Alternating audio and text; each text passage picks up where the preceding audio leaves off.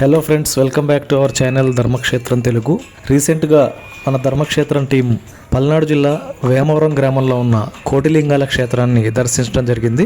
ఇక్కడ ప్రత్యేకత, కోటిన్నొక్క లింగాలు పానవట్టం ఆకారంలో నిర్మించబడటం జరిగింది. ఇక్కడ మనం చూస్తున్నవన్నీ కూడా శివలింగాలే అండి. చాలా అద్భుతంగా, ఎంతో నైపుణ్యంతో నిర్మించడం జరిగింది.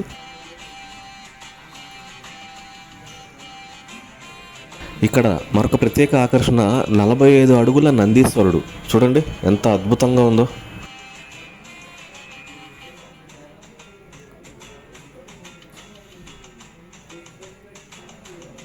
మరొక ప్రత్యేకత, పానవట్టం ఆకారంలో కోటి శివలింగాలు ఉన్నాయి, చిన్న చిన్నవి. దాని మధ్యలో 101 అడుగుల శివలింగం.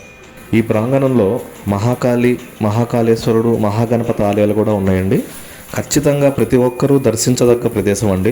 అందరికీ షేర్ చేయండి. మరిన్ని వీడియోస్ కోసం మన ధర్మక్షేత్రం తెలుగు ఛానల్ సబ్స్క్రైబ్ చేయండి.